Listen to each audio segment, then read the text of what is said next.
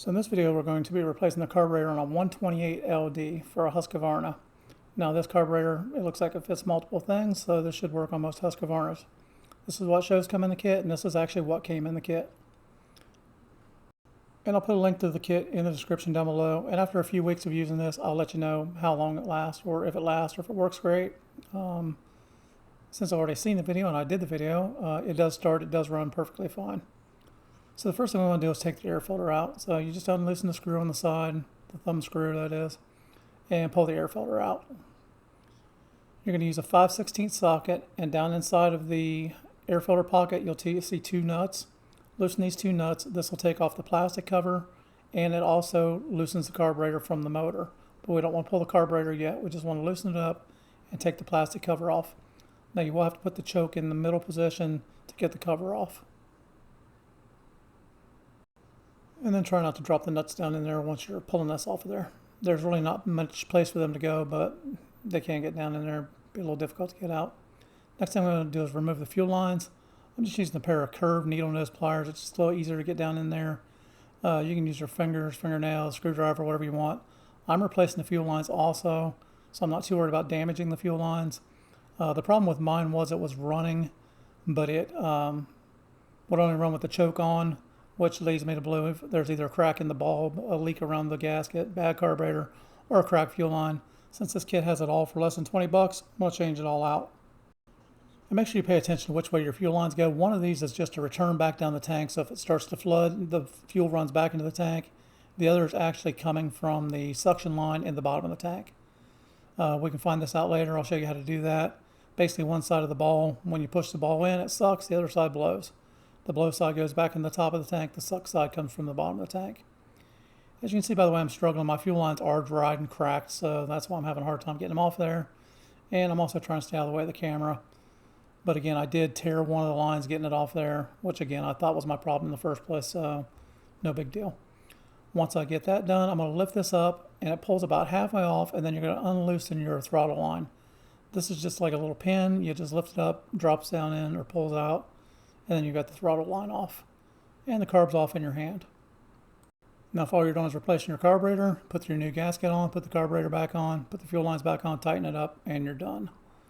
If you're going to do the rest of it like comes in the kit, proceed on with the video. So next thing we're going to do is we're going to remove the spark plug. I'm just going to pull this off. It doesn't give you a whole lot of room here. This is a 3/4 inch socket you need to get down in there, and you need a deep well. If you got a spark plug socket, you can use one of those. Got the little rubber stopper in there. Not really necessary. The spark plug's not way down in there.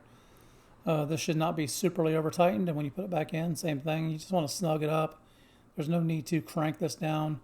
It's a small engine. It's a soft head. You will crack the plug or strip the head out if you tighten it up too much. Once you break it loose, just unscrew it by hand, and always just examine the plug. If it's fouled out or if something wrong with it, you might have other problems, but the plug actually looks pretty decent.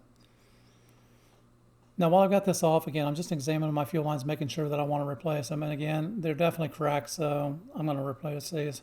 So I need to get the tank out of there. Now this is a T25 Torx bit. You're going to need this to remove the housing and the pull starter. Basically, we're going to pull off the side cover first that covers the muffler. There's a piece in here that actually connects the front casing to the back casing. If you don't take this off, the back casing won't come off. You'll be trying to figure out why. And this little piece right here would be the reason why. So we're going to take this piece off, and then we'll be able to take our 4 bolts out of the back and our 2 bolts out of the center where the pull handle comes from. Now I'm going to speed this up a little bit. It's basically taking the screws out. Make sure you've got the right Torx bit. Make sure it fits in nice and tight. And that center one in the bottom there, you don't need to take that out. That's what actually releases the pull handle from the inside. But there are 2 to the side here that you need to take out. So the bottom one you can leave in. Once you get that done, this back cover should pull straight out. Your fuel tank should come out with it. There's 3 little rubber stoppers. Make sure you don't drop those or lose those. You just want to lift that off, and then I'm going to take some brake clean, and I'm just going to clean everything up a little bit here. Once I got everything cleaned up a little bit, I'm going to pull my fuel cap off. Now this should just pull up out of there. You press those in a little bit, the cap should pop right up out of there. Now your fuel lines, you can see your fuel filters laying in there. When you put this back in, you need to make sure that it's laying on the bottom. Since we're measuring the fuel line out, if you leave it too long, it's going to be wrong, it's going to be sucking air from the top. Now the kit came with that little adapter I just showed you. If you have problems with your fuel lines, or if you can't get them out of there, some tanks have that little rubber piece in them. This Husqvarna just has 2 small holes in here. If you just pull hard, the lines will either break or come out, and then you can pull the rest of it out through the bottom. You could actually drill a small 3/4 inch hole in there and put that rubber piece in, but we're not going to do that. We're going to leave it pretty much factory. So once I get the fuel filter out of there, we've got our 2 holes there. We're going to put in our new fuel line. Now that little piece is the piece that goes down through for the return. That's all the longer that needs to be. So when you put the return line in, it only has to go through basically far enough that it won't come back out of there. And again, if the bulb overfills, it will put gas back into the fuel tank instead of dumping it all over the engine or down over the ground. Now this kit came with 2 sizes of fuel line. One was too small for the hole. One fit the hole really snug. You want to use the one that fits really snug. Once you pick the right fuel line, kind of measure it out, and I always leave at least 3 inches extra because we're going to be able to push and pull this and cut it once we get it down in there. If you cut it too short, it's just too short and you got to start all over again. So we want to cut this longer than what you need so we can cut it off to size later on.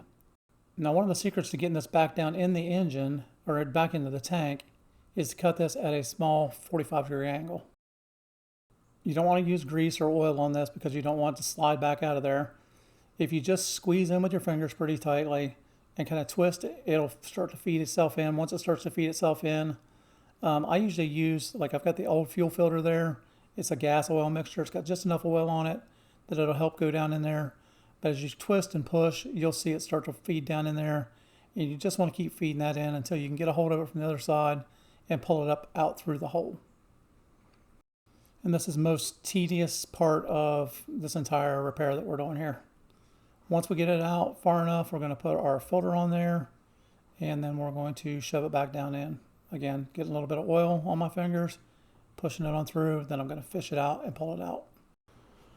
Now I'm just making sure it's long enough to get to the bottom, so I'm using the old one. I'm just guesstimating here. Again, we're not trying to get precise yet. We're just making sure it's at least long enough or longer than what it needs to be. Not shorter, but longer. I'm going to take my 45, I'm going to clip that back off to it straight, and I'm going to push the fuel filter on. Make sure you slide it up on there all the way. Then once you got your fuel filter on, drop it down in there, push it back into the back of the tank like I've got it now. And it's kind of hard to see down in there. As a matter of fact, you can't see down in there with the camera. So what I'm going to do is I'm going to hold it up to the light, and you can actually see where the fuel filter is. So if I hold this up to the light or up to the sky, I can see my fuel filter is actually at the top of the tank. So if I leave it at the top of the tank, all the gas goes to the bottom of the tank. It's never going to suck up any gas. It's going to suck air. It'll never run. So you want to pull your line back to the point where that fuel filter lays on the bottom of the tank. And again, if you look down in there, you'll kind of see it's on the bottom of the tank, not the top floating in the air. I'm doing my return line. I'm going to do the same thing. I'm going to cut a little 45 at the end of this. It doesn't matter where we cut this one off or not. Again, this is just going to go down in there far enough for the fuel to come out of the carburetor from the ball if it starts to flood and back into the tank instead of all over the place. And with this one, you should be able to get your finger back up in there and just feel it. Again, you don't want it protruding down into the tank. If your tank is full, you don't want it, pushing gas. You don't want the hose sticking down in there. I'm just going to take this piece that came with it and just cut my fuel lines off to where they're close. Again, a little bit longer is better than a little bit shorter, because a little bit shorter, you're fixing something again. Go ahead and drop our fuel cap back in there. Again, just squeeze these a little bit. They should pop and drop right down in there. Yours may not have that, may already be broken off. You may break these, not necessary. It just keeps the cap from falling on the ground when you're putting fuel in your tank. You can stick these little rubber pieces back on now if you want to. They're probably going to fall off as you're trying to fit it up in there. You got to keep messing with them. You could put something like a little bit of silicone or something on there to hold them in place while you're doing this, but it's not really necessary. So here we're going to remove our paper gasket, or our gasket for our carburetor. We're just going to pull off the old one. Kind of pay attention to which way you pull it off. It should only fit back on one way. We're going to take our new gasket and we're going to line it up and just make sure everything lines up. It should line up perfectly. If you need to trim it a little bit, just make sure you don't trim outside where the carburetor actually mounts and seals. You might have to trim a little of that paper off if it's hitting something. In this case, it fits perfectly. I'm going to drop this back down into place. And you can also do this after you do the next step. Just depends on what you want to do. I already had it off, and that's what I grabbed, so that's what I put in here. but you could put the cover back on before you do this part if you wanted to. Now, lining your case up can be a little bit tricky. Make sure you take your time. Make sure you don't pinch anything or bind anything up. Pull your spark plug wire through and slide it up on there to the point where it's almost together. If you have a problem like at the top there where it's not actually joining up, if you pull the pull cord like I just did, you'll feel the motor grab and the motor will start to spin a little bit. That way you know it's seated all the way. If you pull up on that a little bit and the motor's not turning over, you've got something wrong. Pull it back apart and reset your screws. Again, you don't want to pinch this, you don't want to bind it. Take your time and seat it up to where it seats good. I usually start with the two pieces in the back here since they hold the pull starter to the motor, and run these in as tight as you want to with your impact or your screwdriver. And I'm sure there are some torque settings on there. Someone will blast me in the comments for not using a torque wrench and torquing these down to the proper specs, but I've done these for 30 years and realistically I've never had to torque one, never had one explode or fall apart on me. You don't want to over tighten them, you don't want to under tighten them. When you take them loose, you'll feel how tight to put them back on appropriately. And the screws that just go in the plastic like these here on the top and on the bottom do not need to be nearly as tight because they're just holding plastic to plastic. Next step is to slide our carburetor on. Now I struggle with this just a little bit. I'm putting my fuel lines on first, and then I put my throttle line on. As I went to slide it down in there, I couldn't get the throttle line to fit back in place.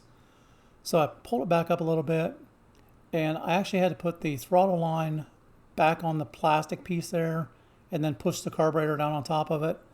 Normally it shouldn't matter, it should fit in there either way, but it was definitely a little bit snug the other way. So again, I pulled the carburetor back up, put the plastic piece for the throttle down, and then slid the carburetor in. The bottom screw on the carburetor was hitting the plastic just a little bit. You may run into this, you may not. I think it just depends on probably the molding process out of China. And then I'm just checking my throttle, make sure the throttle cable actually works, make sure the choke works, make sure everything's, not in, make sure your fuel lines are on the correct direction. Again, that top one is the fuel return. The bottom one is the fuel coming in from the tank.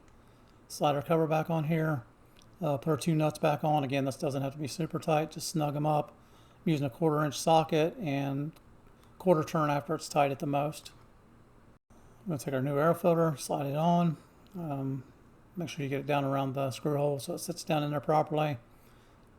And then we're going to take our cover, put our cover on, push down just a little bit to get the new filter to seat properly, and then tighten the thumb screw up, thumb tight. After that, our spark plug, I'm just double checking the spark plugs, make sure they look the same depth, same everything. It does have a different number on it, but again, this is an aftermarket kit, so it doesn't have the Champion spark plug number on it. But the gap looked the same, the length looked the same. You want to definitely make sure your length's the same. That way you don't pull the cord and bust the piston or something like that. We want to tighten this up, and again, do not over tighten your spark plug. Does not need to be cranked in there. You will strip the head or break it out. As soon as it tightens up, a little pull, and that's it. Put your spark plug back on, or your spark plug wire back on, I should say. Make sure it sits down on there all the way properly, and then you're all set to put some gas in it. Now this fuel is ridiculously high. It's like $10 for that little liter there. I do have premix in the shed. I normally run in here, but since we're trying to diagnose a problem, I want to make sure I didn't have bad fuel. So I'm going to use this. I know for a fact the fuel is good. And then once I fill it up, we'll give it a couple pulls and see if she runs. I'll overlay audio over this. I'm not sure how it's going to sound, but it did take a few extra pulls, more than one I showed you there, to get it running. I'm guessing just because it was dry completely. I primed it the way it said, pulled it a few times, but once I did get it warmed up and running, it seemed to run perfectly fine. Again, I'll let you know in a couple weeks after I use it for a few times and let you know how it runs, but once I got it warmed up again, it started idling. It idled just fine with the choke off, fixed the problem I was having at the time. If everyone enjoyed the video, please click on like and subscribe.